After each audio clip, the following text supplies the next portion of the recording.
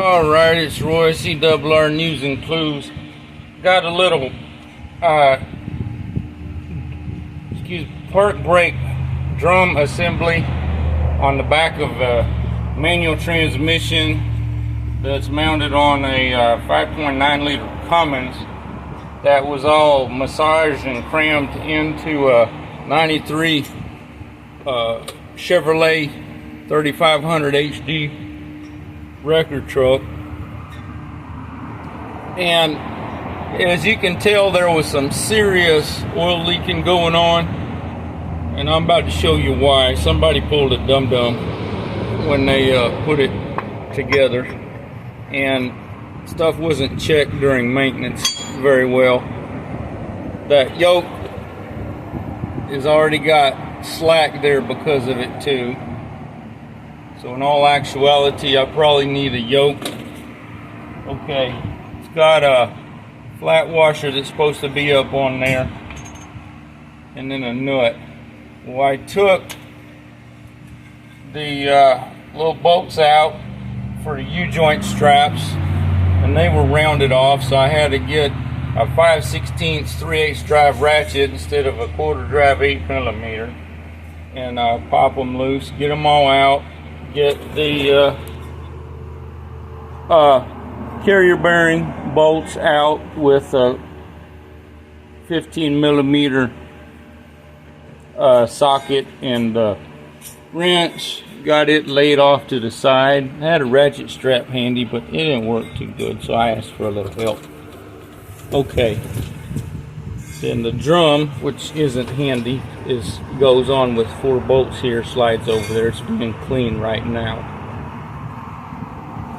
It did have a bead of silicone here. Let me switch hands. Basically, I'm going to put silicone on the back side of this washer. I got to make sure the truck's movable, so I'm going to put it together, but I'm going to try to get parts after some thorough cleaning. Probably pull those off, but I can at least move it with that in there. If I take the shaft off completely and drag it or whatever, put silicone here on the back side of the washer, put it up on there, put the nut, torque it or just impact it good. But it can't be to the point. When I took all this off, I spun the nut off with my fingers. It was so stupid loose. I wiggled that and I'm like, what the heck? Turned the nut off with my fingers, just like a nut that I turned with a socket by hand and no ratchet on a different task that's in a little video for this truck. So obviously, if something looks leaky on your stuff, especially if it's with brakes, check it out. If you don't know how, ask somebody else to look at it. Ask a friend, neighbor, family, something. The park brake didn't work on this at all, and I think it was applying. It just oil-filled drum, oil on the shoes, or soap. I'm pretty sure they're worthless, because if you actually have to use it for an emergency, they're going to get hot. Just cook the oil. It's not going to stop.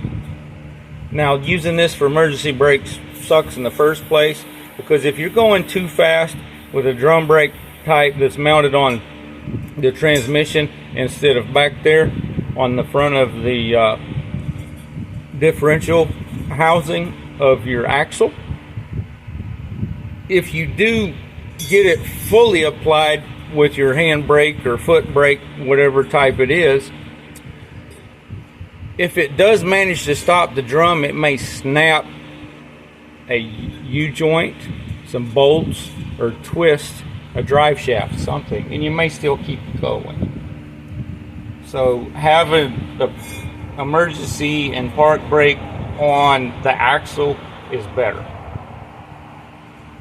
Having it actually in working condition is like 90% better than this here. So thanks for your time, and please keep up good maintenance on your stuff, and don't neglect things like what was done with this old farm truck that's trying to get put back on the road. Take care.